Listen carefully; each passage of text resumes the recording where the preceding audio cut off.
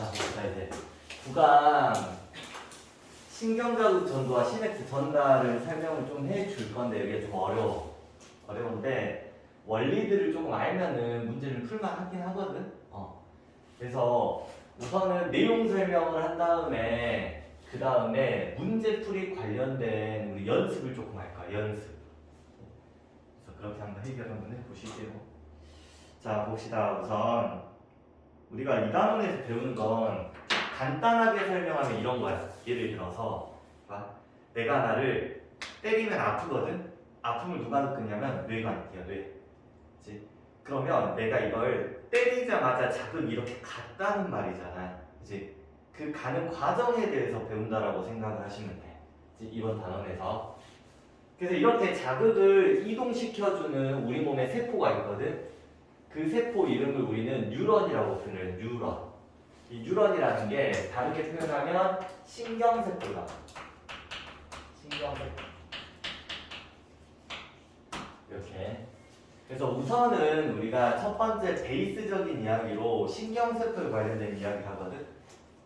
자, 우선은 내가 여기다 한번 그림으로 간단하게 좀 설명을 한번 해볼게. 자, 우리 신경세포가 이렇게 생겼어. 이렇게. 여기 보시면 여기 머리처럼 생긴 애가 있잖아요. 조금 특이하게 생겼지? 머리처럼 생긴 애를 신경세포체라고 불러요. 신경세포체. 이렇게. 그럼 신경세포체 옆에 이렇게 길다랗게 튀어나와 있는 돌기 있잖아. 이 돌기를 축삭돌기라고 해요. 그래서 기본적으로 신경세포는 신경세포체와 축삭돌기로 구성되어 있다고 생각하시면 돼. 근데 조금만 더 디테일하게 보시면 이 신경세포체 보잖아. 그러면 여기 튀어나온 부분들이 있거든. 이런 부분들을 우리는 가지돌기라고 표현해. 가지돌기. 가지돌기.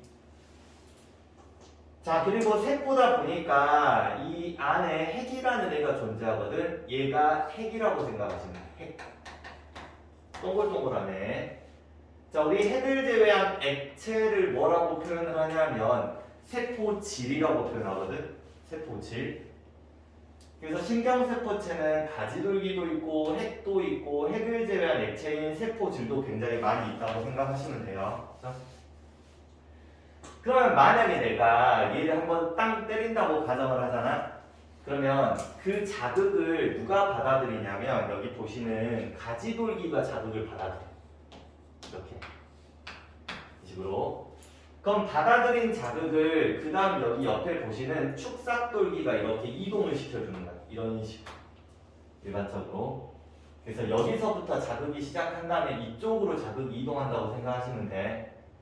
그럼 우린 이 끝에 부분을 축삭돌기 말단이라고 표현을 하거든. 말단. 그럼 이 말단 부분에서 어떤 물질이 이렇게 분비가 돼. 이걸 신경전달 물질이라고 표현하거든. 신경전달 물질. 좀 이따 뒤에서 다 나올 이야기야. 그러면 그 다음에도 이렇게 뉴런이 또 있어. 이렇게 있으면 이 신경전달 물질이 누구한테 여기 보시는 가지돌기한테 자극을 제공해준다고 생각하시면 돼. 그럼 이 가지돌기가 신경전달 물질로부터 자극을 딱 받는단 말이야. 그럼 또다시 자극이 이쪽으로 이동한다고 생각하시면 돼. 그치? 이게 기본적인 이야기야. 그러면 우리는 하나의 뉴런 내에서 자극이 이렇게 이동하잖아. 이런 걸 우리는 전도라고 표현해. 전도.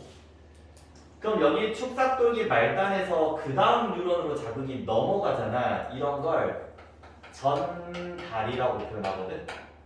그래서 이 단원의 주제가 뭐야? 단원 이름이 신경자극 전도와 시냅스 전달이야. 전달.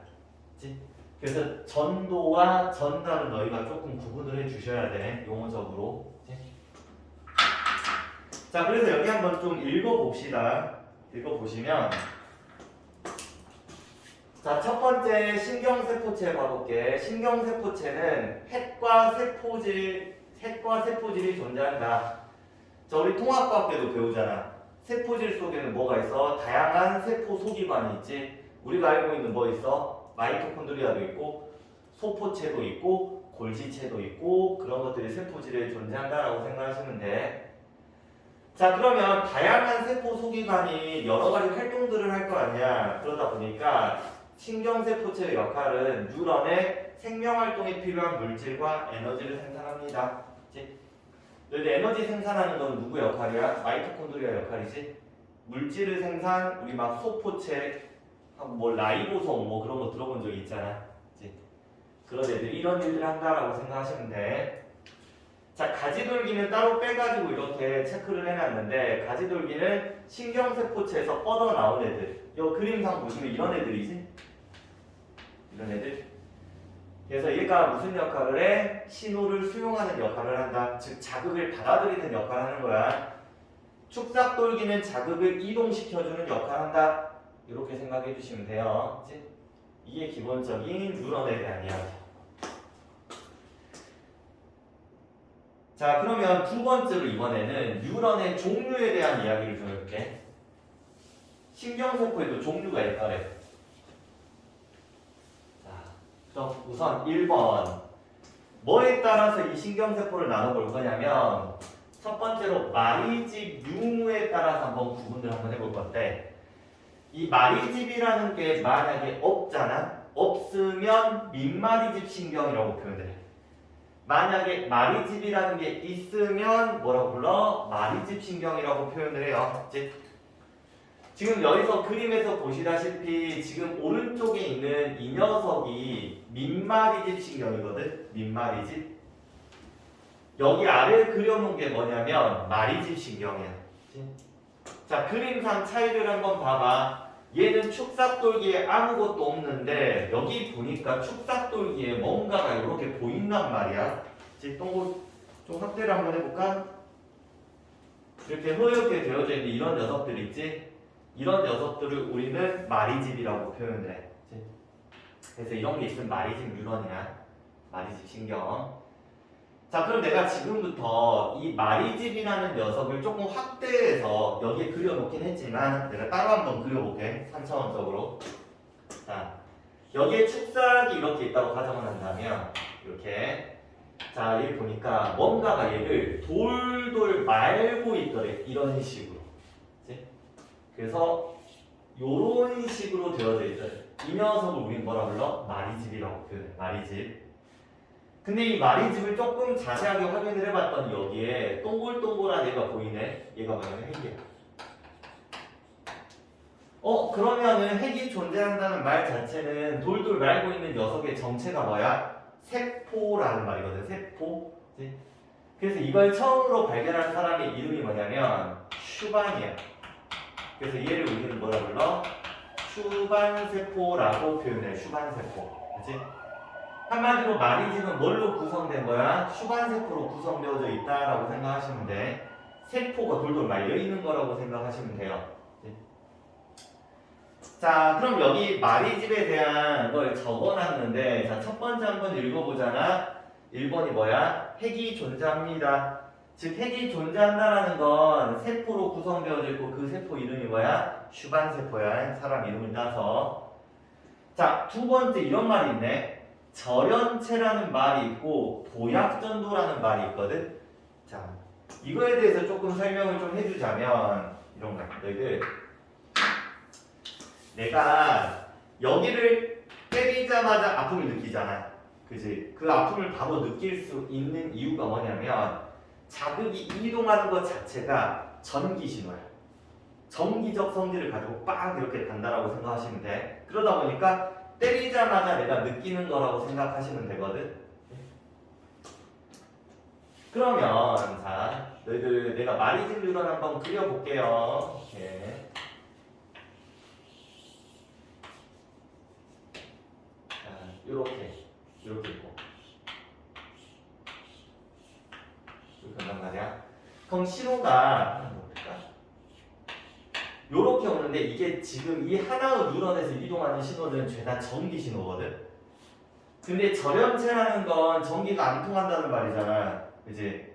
그러면 여기서 자극이 이동하던 게 멈춰버리는 게 아니라 어떻게 표현을 하냐면 얘를 넘어간다고 표현을 해. 점핑한다고 표현한단 말이야. 이런 걸 우리는 도약전도라고 불러. 즉 신호가 끊기는 게 아니야. 그치?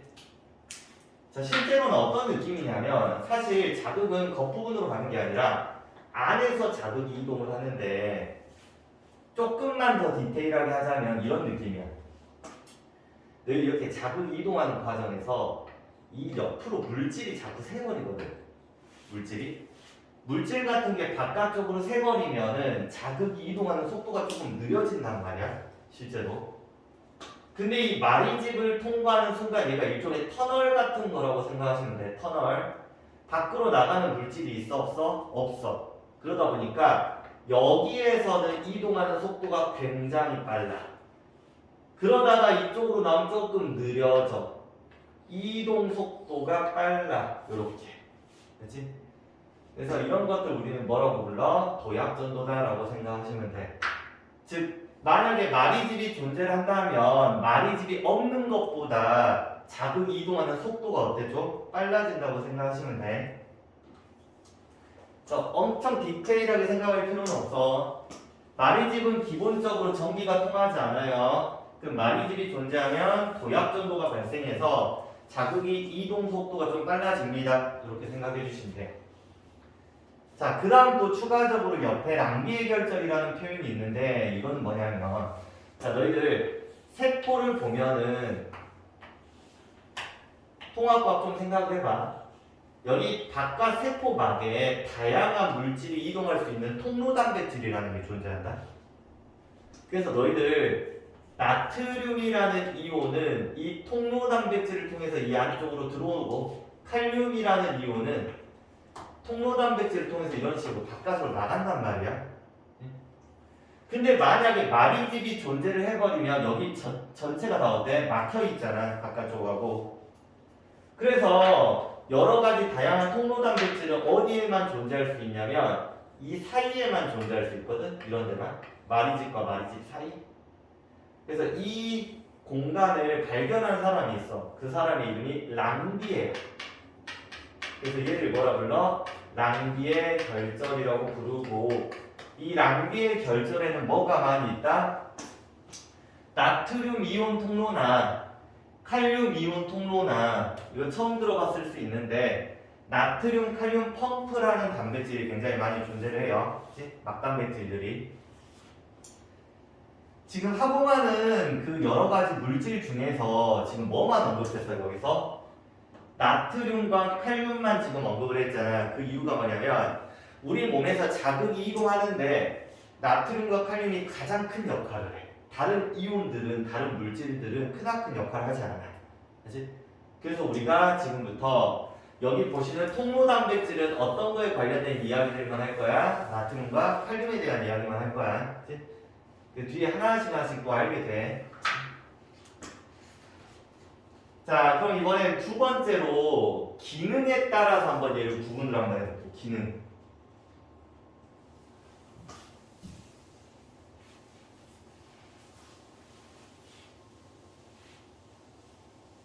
자, 우리 중학교 때 보면 이런 거 들어본 적 있을까?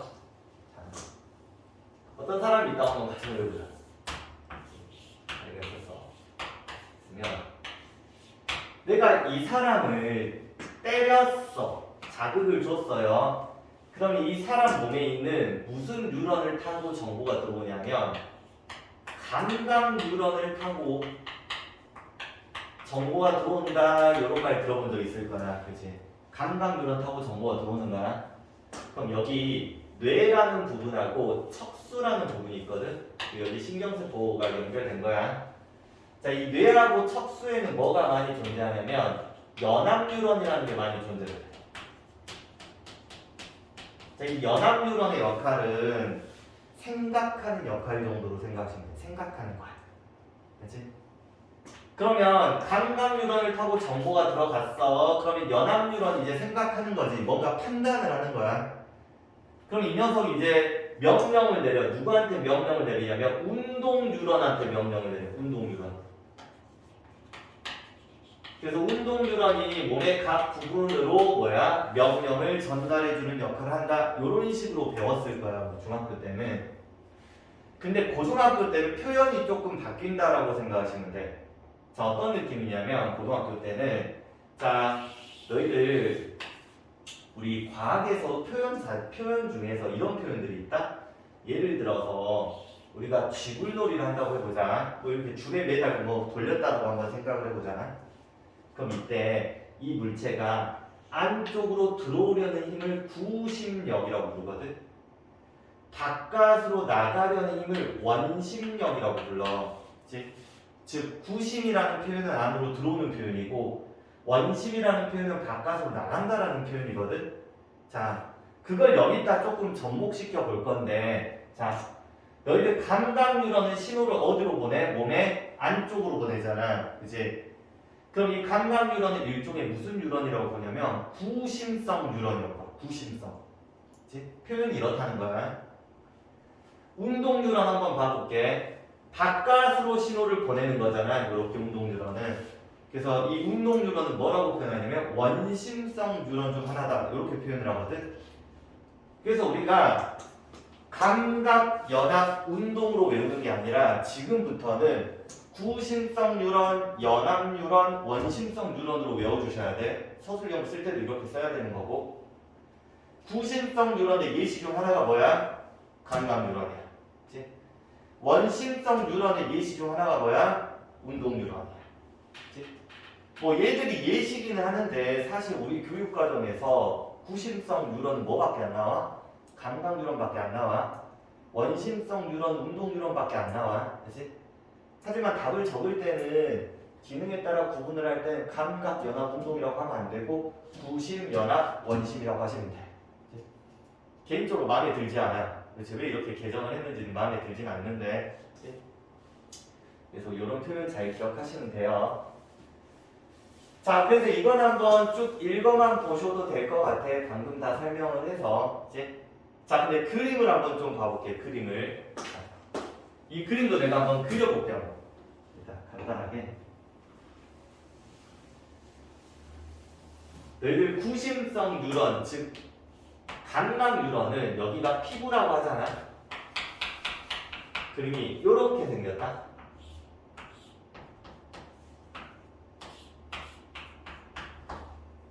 이렇게. 자, 모양이 조금 특이하지. 자, 지금 튀어나온 이 녀석이 누구야? 신경세포체야. 신경세포체가 뉴런 가운데쯤에 있다라고 생각하시면 돼. 그치? 자, 두 번째 연합 뉴런 그림을 그려보면 연합 뉴런은 일반적 뉴런 그림이라고 생각하시면 돼. 이렇게. 자, 운동 뉴런 한번 그려볼까?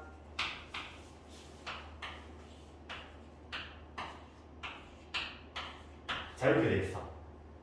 자, 우선 그림으로 구분을 하자면 감각 또는 구심, 이 녀석은 신경세포체가 여기 있어. 그치?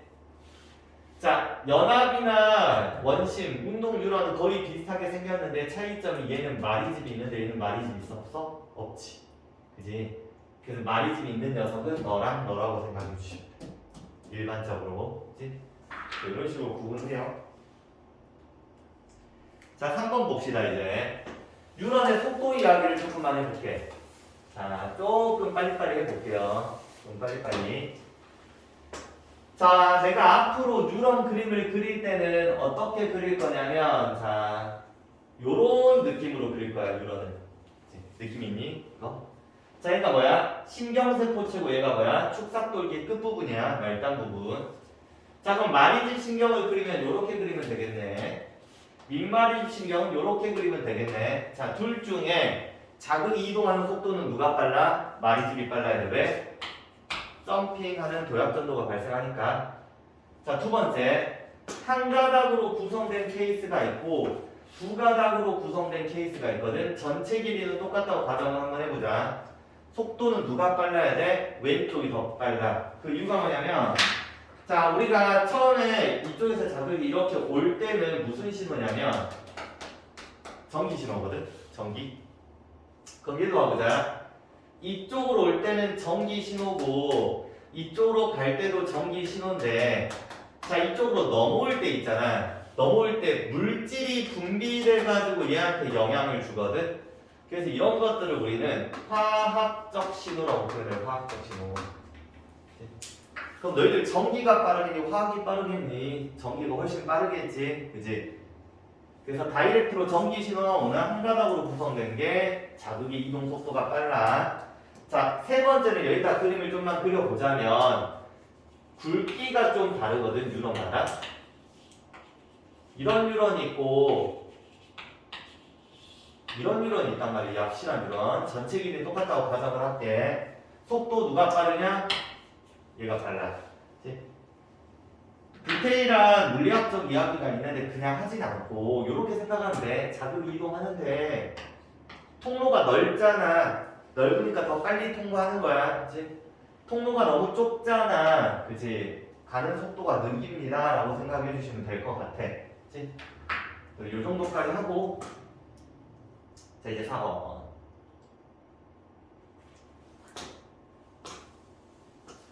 신경자극의 전도.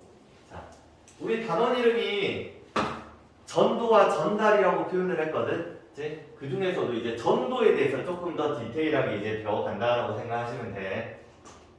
자, 전도의 정의는 뭐야? 하나의 뉴런 내에서 자극이 이동하는 걸 전도라고 한다. 아까 앞에서도 설명을 좀 했을 거야. 자, 근데 이제 전도 부분을 공부하다 보면 용어적으로 이런 게 나와. 막전이라는 말이 나오거든. 막전이. 앞으로 굉장히 많이 듣게 될 용어인데, 자, 이 막전이가 뭔지에 대해서 내가 설명을 한 번만 좀 해볼게. 자, 너희들 세포가 이렇게 있다고 해보자. 자, 이 세포는 신경세포건 어떤 세포건 상관없어. 모든 세포가 동일해. 비슷하다고 생각하시면 돼. 우리 통합과학 때 세포막이 뭘로 돼 있어? 인지지 이중층으로 돼 있다는 말 들어본 적 있을 거야. 그치? 그리고 여기에 뭐가 있어? 막 단백질들이 박혀 있지? 인지지 이중층이 있어요. 이렇게. 자, 그런데 여기 안쪽에만 들어있는 단백질들도 있대. 물론 당연히 바깥쪽에만 존재하는 단백질들도 있거든. 이렇게 여기는 인지지중층인데 안쪽만 단백질로 되어 있는 거야. 이런 경우들이 꽤 많대. 근데 이 안쪽에 있는 단백질이 무슨 전하를 띠냐면 마이너스 전하를 띠고 있대. 음전하를 띠고 있는 단백질이 안쪽에 굉장히 많은 거야. 그치? 그러면 만약에 이런 게 없다고 하면 바깥쪽이나 안쪽이나 중성을 유지했을 텐데 이쪽이 마이너스다 보니까 상대적으로 바깥쪽이 무슨 전하를 띄워버려? 플러스 전하를 띄워버려. 상대적으로. 그치? 요렇게 돼버리거든. 그치? 그래서 바깥쪽과 안쪽에 뭐가 생겨? 전위차가 생겨버려. 전위차. 단순히 보면 전압의 차이가 생기거든. 그래서 얘 둘의 전압의 차이를 측정한 걸 우리는 막전위라고 불러. 자, 그러면 예를 들어서 내가 수치로 표현을 좀 해보자면 플러스 30mV 이런 식으로 볼트로 마이너스 40mV 이렇게 전압이 발생을 한단 말이야. 그래서 얘 둘의 전압의 차이를 측정할 거야. 그게 막전이야. 자, 그런데 우리가 일반적으로 막전위를 측정하는 방법이 있거든. 자, 어떻게 측정을 하냐면 바깥쪽을 기준으로 안쪽을 측정을 해. 자, 그럼 너희들 지금 현재 바깥쪽이 플러스 30이잖아. 그럼 여기서 마이너스 40이 되기 위해서 필요한 수치값이 몇이야? 마이너스 70이 필요하지? 그지? 그럼 여기서 막전위는 몇이래? 마이너스 70이래.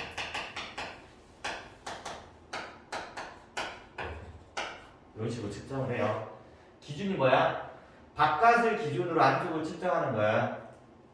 자, 그런데 이렇게 내지는 잘 않는데 기준을 바꿀 수도 있잖아.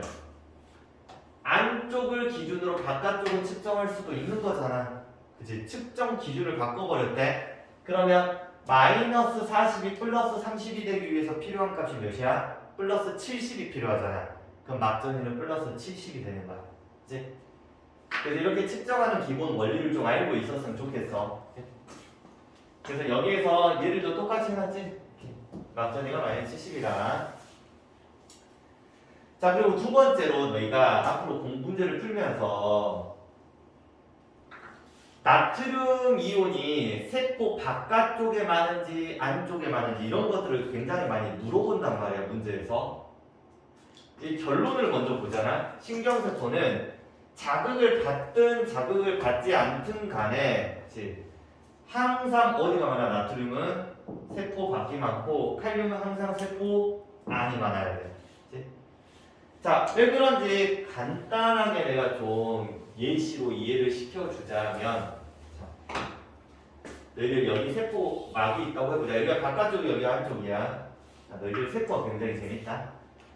내가 이 세포를 때리잖아. 그럼 어떤 일이 벌어질까? 갑자기 나트륨 통로가 열려. 나트륨 통로가. 그래서 우리가 나트륨이라는 게 이 바깥쪽이 약 한 150 정도의 농도를 가지고 있으면 안쪽은 약 한 15 정도의 농도를 가지고 있단 말이야. 그치? 그래서 딱 때리자마자 얘가 열려서 밖에서 안으로 나트륨이 많은 데서 적은 데로 들어가. 우리는 이 나트륨을 뭘로 인지하냐면 얘를 자극으로 인지를 해. 우리 세포들이. 그치? 나트륨이 세포 안으로 들어왔다 자극을 받은 거야. 그치? 뭐 이런 느낌이거든. 자, 그러면 봐봐. 때리면은 나트륨이 150 쪽에서 15 쪽으로 이렇게 들어온단 말이야. 바깥이 지금 평상시에 많아요. 실제로. 그치? 자, 근데 들어와봤자 몇 밖에 안 들어오냐면 10밖에 안 들어와. 그치? 그러면 지금 현재 이 세포는 자극을 받든 받지 않든 나트륨이 어디가 많아? 항상 밖에 많아요. 그치? 그러니까 자극을 주면 나트륨이 밖에서 안으로 들어오거든. 들어와봤자 쥐꼬리만치 들어오거든. 항상 나트륨이 밖에 많은 거야. 자, 칼륨은 약간 반대 느낌이다. 칼륨은 평상시에 안쪽이 150이면 바깥쪽이 15 정도. 즉 대략 서로 반대라고 생각하면 돼. 자, 그러면 우리가 여기를 때리잖아. 그럼 어떤 일이 벌어진다고? 나트륨 플러스가 안쪽으로 들어와 버리지. 그럼 안쪽에 플러스 이온이 어때? 많아져 버리잖아. 그래서 우리는 균형을 맞추기 위해서 갑자기 칼륨 통로가 많이 열려서 칼륨이 안에서 바깥으로 나가. 이렇게. 그래서 플러스가 바깥으로 나간다. 그럼 나가봤자 몇 밖에 안 나가? 10밖에 안 나가. 이런 일들이 벌어져 실제로. 계속 이거 좀 익숙해지세요. 내가 세포에 자극을 주면 나트륨 통로가 열려서 나트륨이 먼저 한번 들어와. 그 다음 칼륨 통로가 열려가지고 칼륨이 안에서 밖으로 나가요. 그치? 근데 나트륨이 들어오든 칼륨이 나가든지 간에 나트륨은 항상 어디가 많아? 밖이 많고 칼륨은 어디가 많아? 항상 안쪽이 많다고. 그치? 그래서 외우고 문제 푸는 거야. 문제에서 어떻게 나오냐면 T2 시점에서 나트륨은 안쪽에서 많다. 이렇게 물어봤어. 세포 안에서 많대. 맞아 틀려? 그냥 틀린 거야. 그치? 이 T2가 어느 시점이든 상관없다고. 나트륨은 무조건 바깥쪽이 많아. 틀린 질문. 그치? 그래서 암기하고 푼다라고 생각하시면 돼. 자, 그럼 여기서 이제 나트륨 이온 통로하고 칼륨 이온 통로하고 나트륨 칼륨 펌프를 조금만 설명을 해줄게요. 너희들 나트륨 이온 통로는 자 이게 세포막이라고 하고 얘가 바깥쪽이고 안쪽이라고 한번 생각을 해보자. 자, 그러면 나트륨 통로가 열리잖아. 열리면 나트륨이 밖에서 안으로 들어와. 그치?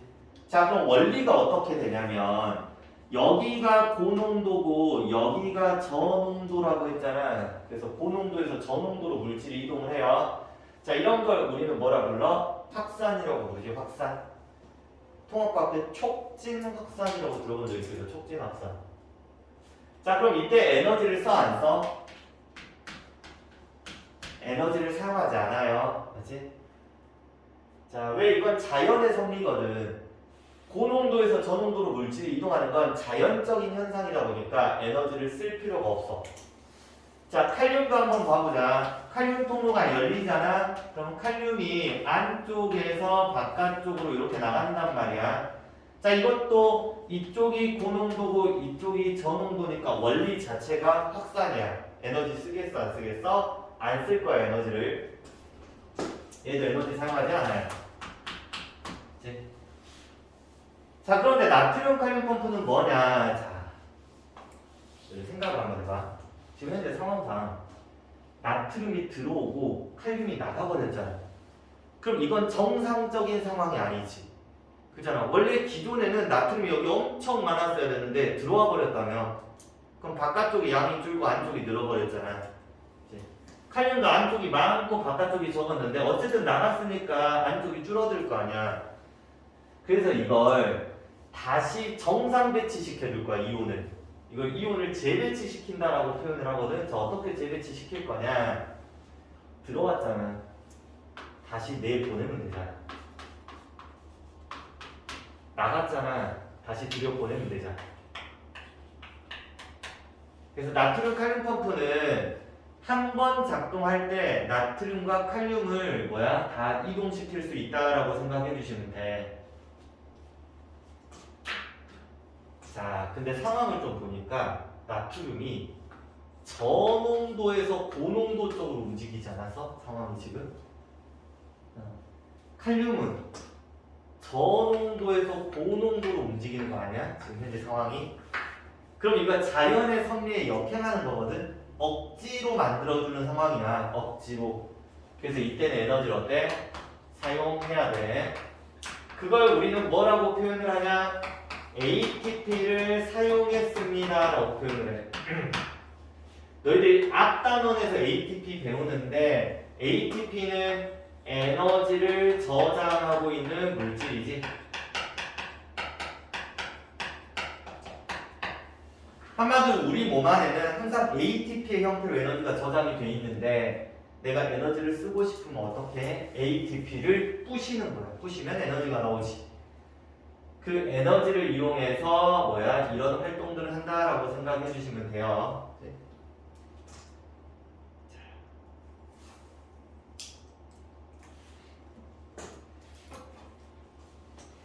좀 쉬고 싶긴 한데 그냥 다이렉트로 한번 해봅시다. 그냥.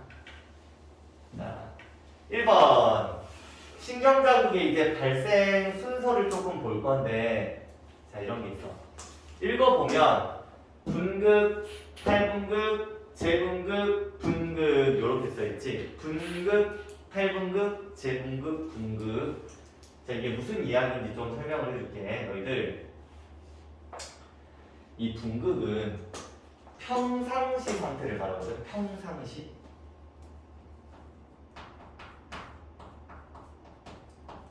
아무 자극을 받지 않은 상태를 분극이라고 불러. 너희들 분이 뭐야? 분이 나눌 뿐이야. 극이 나눠져 있다고. 평상시. 너희들 평상시에 바깥쪽이 뭐야? 플러스고 안쪽이 뭐라고 했어? 마이너스라고 했지. 그 이유가 뭐라고 했어? 안쪽에 뭐가 많다고? 음전하를 띤 단백질이 많다고. 그치? 자, 그래서 이렇게 막전이가 발생하는 거야. 그치? 자, 근데 분극대 상황을 조금만 확인을 해봤더니 이때 뭐가 작동을 해? 나트륨 칼륨 펌프가 작동을 한대. 나트륨 칼륨 펌프. 자, 그럼 일단 한번 그림을 그려볼게. 나트륨 칼륨 펌프가 작동을 하면 나트륨을 바깥으로 퍼내주고 칼륨을 안쪽으로 보내준단 말이야. 자, 그런데 여기서 내가 추가적인 이야기 하나만 더 해줄게. 이게 원래 책에는 안 써 있어서 이제 잘 말을 안 해주는데 가끔 학교 선생님들이 설명해 준단 말이야. 나트륨 칼륨 펌프가 작동하면 나트륨 3개가 이동을 하고 칼륨은 2개가 이동을 한다. 한 번 작동할 때마다 3개, 2개 순이란 말이야, 이렇게. 그럼 너희들 막전이가 발생하는 게 첫 번째 이유가 안쪽에 뭐가 많다 했어? 음전하를 띤 단백질이 많기 때문에 위쪽과 아래쪽에 전압의 차이가 발생을 해요. 근데 두 번째 이유가 쟤 때문에 나트륨 칼륨 펌프. 너희들 나트륨 몇 개 퍼냈어? 양이온이 3개 나갔는데 양이온이 2개만 들어오잖아. 그럼 바깥쪽에 무슨 이온이 많아? 양이온이 계속 많겠지. 조금 더. 그래서 바깥쪽이 플러스야. 그치? 즉 플러스 마이너스가 생기는 두 번째 이유가 누구 때문에? 나트륨, 칼륨 펌프 때문에 일어난다라고 생각해 주시면 돼. 자, 이때 나트륨 통로하고 칼륨 통로를 봐봐. 나트륨 통로는 뭐라고 표현을 했어? 거의 닫혀있다라고 써있잖아. 그치? 자, 이게 약간의 논란이 있을 수 있거든? 논란이. 자, 무슨 말이냐? 거의 닫혀있지, 닫혀있는 건 아니잖아. 그치? 그럼 예를 들어서 이렇게 놨어. 분국대 나트륨 통로가 닫혀있다. 맞아? 틀려? 원래 틀렸다고 하는 게 맞지. 왜? 일부 열려있으니까. 그치? 근데 이번에 너희들 내신 문제집을 보니까 분극대 나트륨 통로가 그냥 닫혀있다라고 보자라고 문제를 내놨더라고. 완자에서. 그치? 그래서 이건 사실 학교 선생님 수업을 좀 잘 들어야 되거든. 학교 선생님들에 따라 답이 좀 달라질 수 있는데 나트륨 통로가 거의 닫혀있는데 너희들 완자에서는 뭐라고 보자고 했다고? 닫혀있다라고 보자고 했다고 해. 그치? 문제에서 물어본다면. 그치? 물어본다면. 자, 칼륨 통로는 뭐라고 써있어? 일부 열려있다라고 써있잖아. 자, 너희들 바깥쪽 플러스 안쪽 마이너스, 즉 막전이가 생기는 이유 세 번째가 칼륨 이온 통로 때문에 그래. 칼륨 이온 통로는 항상 열려 있거든. 항상 K 플러스가 바깥으로 나가고 있어. 그럼 바깥쪽이 플러스가 많아지겠지. 그래서 바깥쪽이 플러스야. 그래서 이유는 세 가지야. 첫 번째 음전하를 띤 단백질, 두 번째 나트륨 칼륨 펌프, 세 번째 칼륨 이온 통로. 잘 안 물어보는데 혹시나 하는 마음에 이야기를 좀 해봤고. 자, 그럼 이때 내가 여기를 때려줄게. 자극을 준 거야, 이 지점을. 예를 들어 이런 느낌이야. 어떤 세포가 있으면 이 지점을 때렸다고 생각하시면 돼. 때리면. 알지? 자, 그럼 때리자마자 어떤 일이 벌어지냐? 나트륨 통로가 어때? 열려. 아까도 우리 계속 이야기했지. 때리면 나트륨이 어디서? 바깥에 안으로 들어와요. 그러면 플러스가 안쪽으로 들어오다 보니까 바깥쪽이 원래는 플러스였는데 안쪽이 뭘로 바뀌어버려? 플러스로 바뀌어버려. 그럼 자동적으로 바깥쪽은 뭐가 돼? 마이너스가 되겠지? 뭐가 일어나? 전위의 역전 현상이 발생을 해요. 그치? 바뀌어버려. 플러스 마이너스 위치가. 자, 그래서 분극을 벗어났다라고 해서 우리가 이걸 뭐라 불러? 탈분극이라고 표현을 해. 자, 그럼 탈분극이 일어났으면 다시 원상복구 시켜야 될 거 아니야. 그래서 뭐가 일어나? 재분극이 발생하는 거야. 자, 재분극. 다시 분극이 된다는 거야. 어떻게? 칼륨을 바깥으로 내보내버리면 되거든. 그럼 바깥쪽이 다시 뭐가 돼? 플러스가 되고 안쪽이 뭐가 돼? 마이너스가 되겠지. 자, 그래서 K 플러스 이온 통로가 이때 좀 더 많이 열려. 안에서 밖으로 K 플러스가 유출이 돼요. 너희들이 약간 오타 있을 거야, 이게. 다시 전위의 역전 현상이 발생을 해. 자, 그럼 다시 끝나고 뭘로 돌아간다? 다시 분극으로 돌아갑니다. 라고 생각해 주시면 돼요. 자, 그럼 이때 이제 하나만 좀 정리 좀 하고 갈게요. 나트륨 이온 통로가 있고 칼륨 이온 통로가 있고 나트륨 칼륨 펌프가 있어. 펌프. 자, 이 녀석들이 어느 시점에서 작동을 하는지를 조금 정리하고 갈게. 외워버리는 게 제일 좋긴 해, 이건. 자, 분극, 탈분극, 재분극 상황이 있다고 한번 해보자. 자, 외우는 건 굉장히 쉬워. 자, 열려있어, 열려있어, 열려있어, 열려있어, 열려있어. 닫혀있어, 거의 닫혀있어, 거의 닫혀있어, 열려있어. 누구만 외우면 돼? 나트륨 이온 통로만 외우면 되지. 그잖아. 즉 너희들 이 두 녀석은 항상 작동해. 작동 안 하는 시점이 없어요. 항상 작동을 하고 있는 거야. 물론 너희들 K 플러스 이온 분모가 재공급 때 얘가 많이 열려. 많이.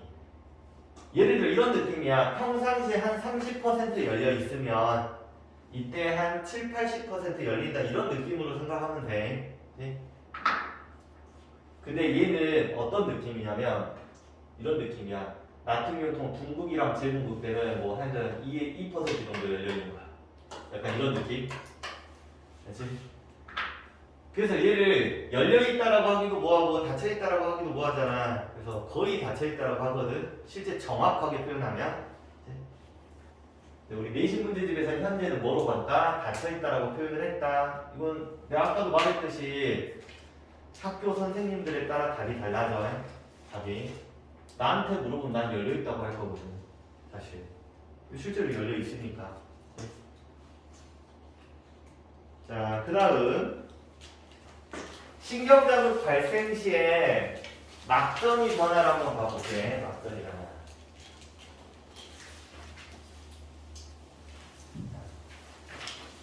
너는 이제 분극, 탈분극, 재분극 상황에서 막전이를 한번 보시면 첫 번째 우리 분극부터 한번 봐보자. 분극.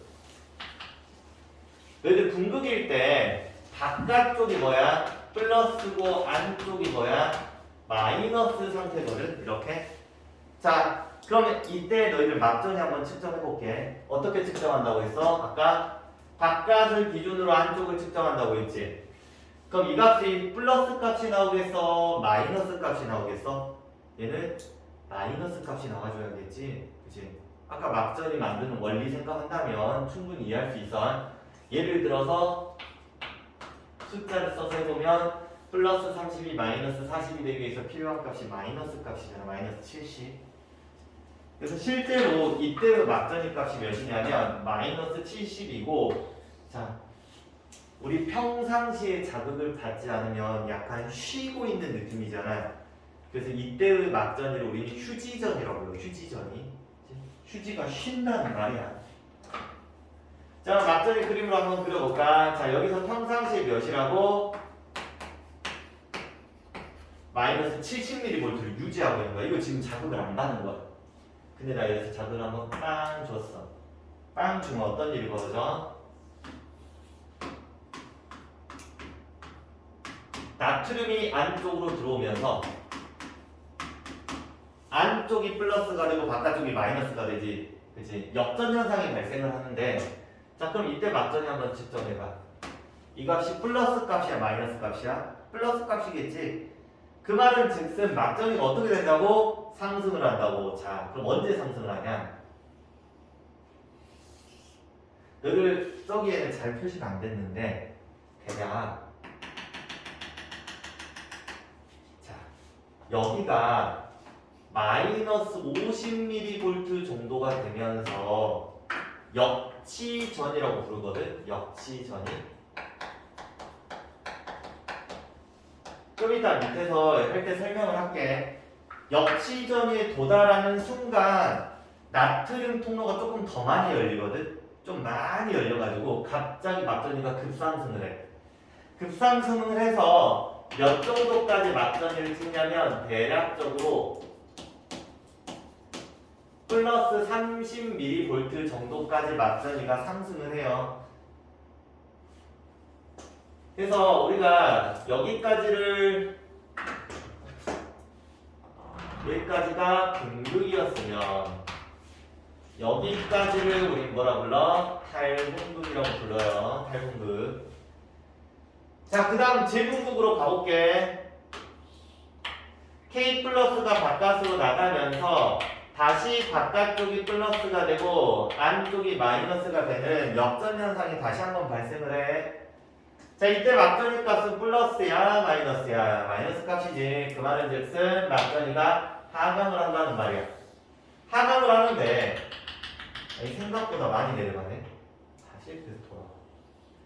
이런 식으로. 그래서 여기까지가 뭐야? 재분극. 그 다음 다시 뭐야? 분극이야. 자, 그런데 여기 포인트 한 번만 봐볼게. 여기 포인트. 자, 이 포인트를 우리는 과했다고 해서 과분극이라고 부르거든. 과분극. 너무 과했다는 거야. 과하게 칼륨이 나가버린 거지. 이때 막정이가 마이너스 80mV야. 자, 너희들은 이 플러스 30과 마이너스 80을 앞으로 문제를 풀 때 잘 기억하셔야 돼. 이 지점과 이 지점. 이거 가지고 나중에 문제 풀이에 많이 써먹거든. 이 두 지점. 왜 그러냐면 이 두 지점은 한 장소밖에 없다. 무슨 말이냐? 예를 들어서 마이너스 50mV인 위치는 이 위치도 있고 이 위치도 있잖아. 사실 위치 적었을 때 두 군데야. 근데 플러스 30과 마이너스 80은 한 군데밖에 없거든. 그래서 나중에 이런 걸 좀 이용을 할 거야. 문제 풀 때.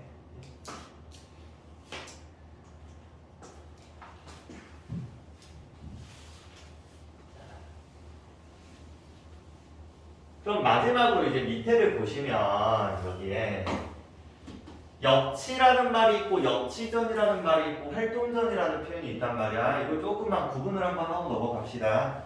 자, 너희들 여기 내 손 있잖아. 손바닥에 세균 있을까 없을까? 당연히 있겠지. 없을 수가 있어. 없어. 너희들 손바닥에도 지금 현재 세균이 있는 거야. 근데 지금 현재 세균이 있다고 느껴 못 느껴? 못 느끼지. 못 느끼는 이유가 뭐냐면 세균이 주는 자극은 내가 느낄 정도의 자극은 아니었던 거야. 그치? 그러니까 너무 자극이 약하다 보니까 내가 그냥 무시할 정도의 자극이었다라고 생각하시면 돼. 그치? 그러면 이제 이 역치라는 말은 이때 무슨 이야기냐면 내가 느낄 수 있는 최소한의 자극 세기를 역치라고 불러. 즉 세균은 역치값에 도달하지 못했기 때문에 내가 세균의 자극을 느끼지 못한 거야. 그래서 내가 그 막전이 그림을 한번 그려볼까? 자, 세균이 나를 분명히 때릴 거야. 이렇게 되는 거야. 그치? 역치값에 도달하지 못한 거야. 그러면 내가 이걸 자극을 못 느껴. 그럼 그 역치값에서 느끼는 막전을 우리는 뭐라 불러? 마이너스 50mV 역치전이라고 불러요. 그치? 근데 어느 날 세균이 미쳐가지고 수백만 마리가 내 손등을 동시에 때렸대. 그러면 역치값을 넘어버리거든. 넘어버리자마자 나트륨통을 좀 많이 열려. 훅 점핑한다고 생각해. 그럼 다시 이렇게 해서 이렇게 되겠지. 이런 느낌으로. 그럼 이때 점핑이 발생을 했잖아. 그지? 이 점핑을 활동전이라고 불러. 즉 여기서는 활동전이가 발생을 했어 안 했어? 안 했어. 여기서는 활동전이가 발생을 한 거야. 그치? 이 활동전이라는 게 뉴런에 역치 이상의 자극이 가해졌을 때 막전이가 일시적으로 상승했다가 다시 휴지전이로 돌아가는 막전이의 변화를 활동전이라고 부른다. 그럼 이때 이런 걸 물어보거든. 활동전이의 크기를 물어봐. 문제에서 활동전이 크기는 여기에서부터 최고점까지. 그럼 우리 일반적으로 최고점이 몇으로 나와? 플러스 30으로 나와요. 여기는 몇이야? 마이너스 70이니까 대략 크기는 몇 정도 돼? 이 정도 되겠지. 플러스 100 정도. 활동전이 크기는 100에서 105 정도 나온다라고 생각해 주시면 돼. 자, 또 실수 없으니까 이게 중간에 끈 게 굉장히 애매한데, 자, 그다음 봅시다. 자, 이건 문제와 조금 관련된 이야기이긴 한데 막전이와 이온의 막투가도 변화를 봅시다. 자.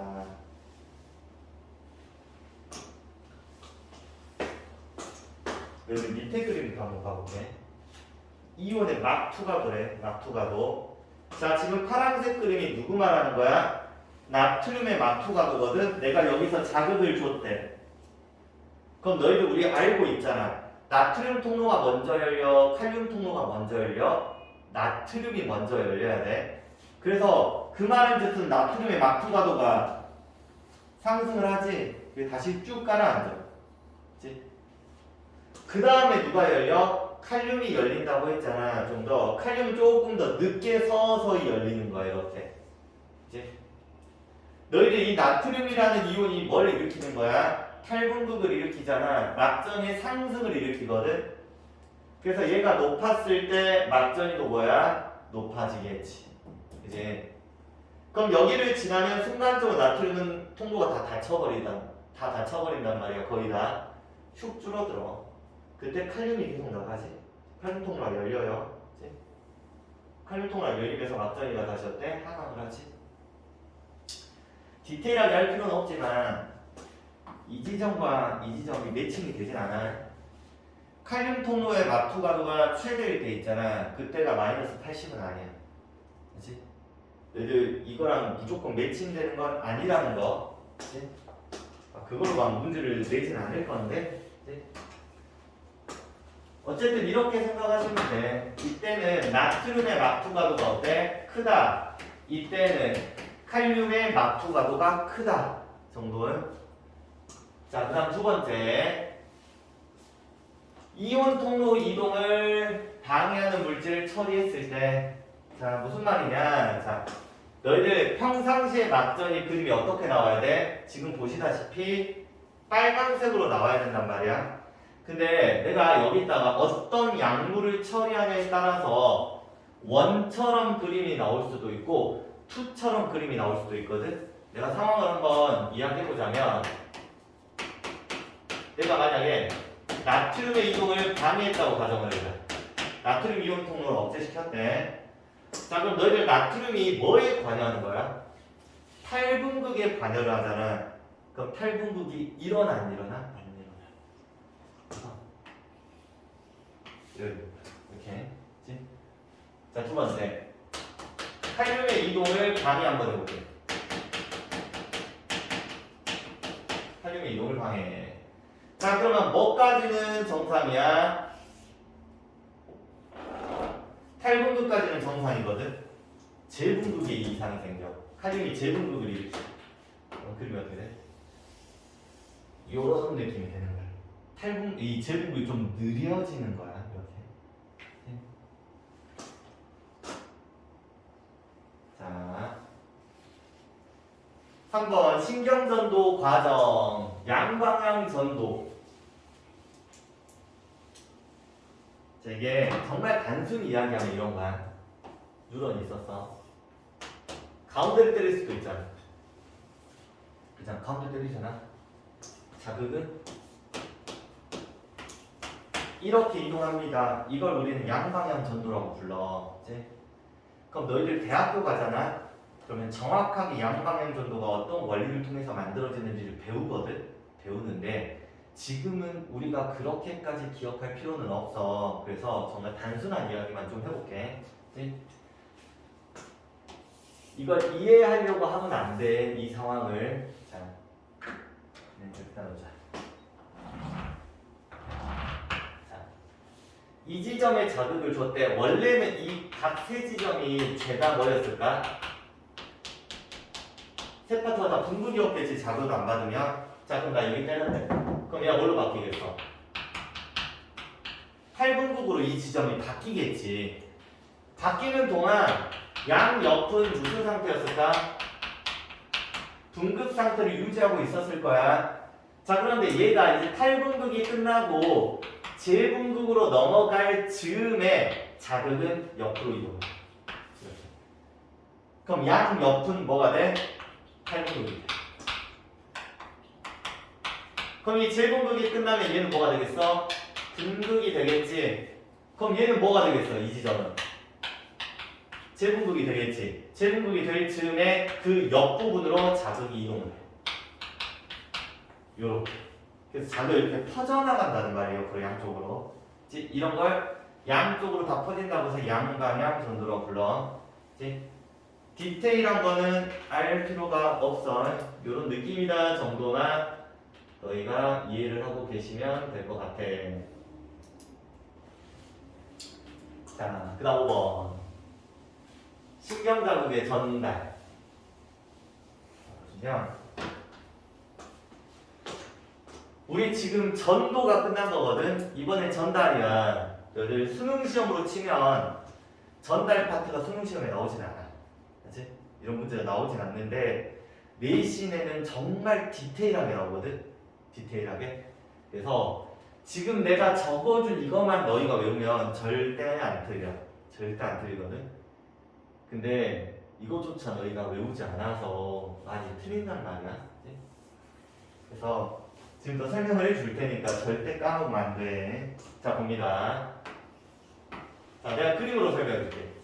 자, 지금 내가 그린 이 녀석이 축삭돌기 끝부분이야. 자, 여기에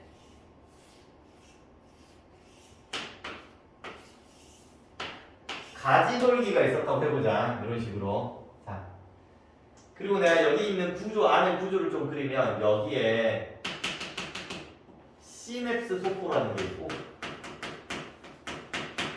주머니야, 주머니. 자, 이 안에 뭐가 들어있냐면 신경 전달 물질이라는 게 있어.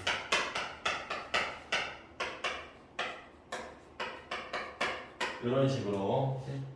자, 그리고 이 부분 있잖아. 자, 얘랑 얘의 빈 공간 이 사이를 시냅스라. 좀 더 디테일하게, 자, 이 부분 보잖아. 굉장히 가깝잖아. 그지? 가까운 부분을 우리는 뭐라 불러? 시냅스 틈이라고 불러. 시냅스 틈. 그치? 여기 적어놨지, 이제 시냅스. 시냅스 틈. 그치? 자, 그러면 만약에 자극이 이렇게 왔다고 가정을 한번 해봅시다. 자, 그럼 어떤 일이 벌어지냐? 이 신경전달 물질을 가지고 있는 시냅스 소포가 세포막과 융합을 해. 그러면 이 바깥쪽으로 뭐가 분비돼? 신경전달 물질이 이쪽으로 분비가 되는 거야. 바깥쪽으로. 자, 정확하게 지금 내가 어디다 분비하는 것처럼 그림을 그렸어? 시냅스 틈으로 분비하는 것처럼 그림을 그렸지. 그치? 너희들 만약에 이 물질을 여기다 분비하잖아? 바깥으로 다 도망가 버린다. 그치? 가까운 쪽에 분비해야 자극이 바로 옆으로 이렇게 넘어가거든. 그치? 그래서 시냅스 틈으로 분비하는 거야. 자, 그럼 이때 자, 여기가 고농도고 여기가 뭐야? 이쪽 방향이 저농도니까 신경전달 물질이 고농도에서 저농도 부분으로 뭐가 일어나겠어? 확산이 일어나겠죠. 확산. 그럼 이때 에너지를 쓰겠어? 안 쓰겠어? 당연히 안 쓰겠지. 그지? 자, 그 다음에 가지돌기 쪽을 보시면 신경전달 물질과 결합하는 단백질이 있거든. 통로 단백질이. 정확하게 보면 얘가 무슨 통로 단백질이냐면 나트륨 통로 단백질이야. 그럼 여기 신경전달 물질이 나트륨 통로 단백질에 결합을 하잖아. 그럼 나트륨 통로가 갑자기 열려서 밖에서 안쪽으로 뭐가 들어와? 나트륨이 들어와. 그럼 이쪽이 뭐가 되겠어? 탈분극이 되겠지. 탈분극. 그럼 여기서 이제 잘 생각하셔야 돼. 신경전달 물질은 지금 가지돌기 안쪽으로 들어와 못 들어와? 못 들어와. 너희들 신경전달 물질의 역할은 뭐야? 스위치 역할이야. 스위치 열쇠 역할이거든. 이 나트륨 통로가 있으면 신경전달 물질이 결합을 하면 나트륨 통로가 열리는 거야. 그치? 그럼 나트륨이 들어와서 자극 이동하는 거야. 그럼 얘가 계속 붙어있으면 문제가 되겠지. 왜? 나트륨 통로가 계속 열려있을 거 아니야. 그치? 그래서 우리는 어떻게 하냐면 얘를 부셔버려. 뭐를 통해서? 주변에 효소가 있거든. 분해 효소가. 분해 효소를 통해서 분해를 시키거나 또는 얘를 안쪽으로 다시 가지고 와서 재흡수해서 사용할 수도 있어. 그치? 분해시켜서 제거하거나 재흡수를 해서 재사용을 한다. 그치? 끝이야. 그 내용을 내가 여기다 적어놓은 거야. 이제 봐봐. 신호가 축삭돌기 말단부에 도달합니다. 자, 이 그림으로 보잖아. 너가 뭐겠어? 축삭돌기 말단부겠지. 여기가 가지돌기 쪽이라고 생각하시면 돼. 두 번째, 시냅스 소포가 세포막에 융합합니다. 얘가 여기 붙어버린 거야. 신경 전달 물질이 시냅스 틈으로 나갑니다. 확산을 통해서 이동을 합니다. 이렇게 신경 전달 물질 수용체와 신경 전달 물질이 결합을 해. 이 수용체가 사실은 정확하게 보면 누구야? 나트륨 통로야. 그치? 자, 그러면 나트륨 통로를 통해서 이제 뭐야? 나트륨 안으로 유입이 되겠지? 탈분극이 생기면서 이제 자극 이동을 한 거고, 신경 전달 물질은 분해되거나 시냅스, 여기가 시냅스 전뉴런 후뉴런이거든. 전후, 여기서도 시냅스 전이고 시냅스 후라고 부르는데, 시냅스 전뉴런으로 다시 흡수돼서 재사용됩니다. 이렇게. 자, 마지막 하나만 더. 자, 금방 끝날 거야 이건. 자, 시냅스 전달의 방향성. 자, 이게 무슨 말이냐? 자, 내가 그림으로 그려서 간단하게 설명을 해줄게. 뉴런 이렇게 있어. 여기가. 자, 내가 만약에 여기를 때린다고 가정을 하잖아. 그러면 전도는 무슨 전도야? 양방향 전도지. 그지? 그러면 자극은 이렇게 넘어갈 거야. 그런데 이쪽으로 넘어가 못 넘어가? 못 넘어가. 그 이유가 뭐냐면 너희 가지돌기 쪽에는 신경 전달 물질이 없어. 물질이 없다. 그래서 자극이 넘어갈 수 없다. 이렇게 생각해 주시면 돼.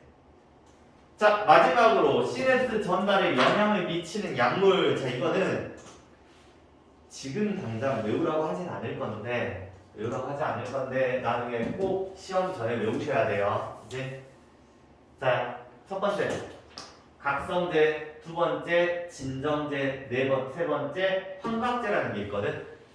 너희들 각성제는 뇌를 깨우는 거야, 우리가. 그렇지? 그럼 우리를 깨우는 거고, 진정제는 우리를 어때? 가라앉히는 거야. 환각제는 우리를 비정상적으로 만드는 건데, 자, 예를 들어서 여기 예시들 봐봐. 너희들이 제일 많이 먹는 거 커피 먹으면 카페인 있지. 너희들 이런 말 듣잖아. 커피 먹으면 잠을 자, 못 자? 못 자. 각성이 돼버리거든. 신호 전달이 잘 돼버리는 거야. 그치? 그래서 우리가 이 니코틴 담배 있지? 앞글자 따서 니코카암이라고 외우거든. 니코카. 시험 전에 외우셔야 돼. 자, 진정제는 시냅스 전달을 억제해서 다운시키는 거야. 자, 술이네, 수면제. 너희들은 지금 어른이 아니어서 잘 모르지만 가끔 어른들이 잠이 안 올 때 어떻게 하면 맥주 한 잔 마시고 자. 그럼 잠이 잘 온대. 물론 난 술을 안 좋아해서 마시진 않는데 잘. 알코올, 수면제, 진통제, 프로작, 졸피뎀. 나도 이런 애들 뭔지 몰라. 나도. 그치? 뭔지 모른다는 말 필요가 없다는 말이고 그냥 외워야 된다는 말이야. 자, 비정상적 시냅스 전달을 일으켜서 환각을 유발한다. 대마초, LSD, 아편. 까지가 우선 기본 내용 끝이야.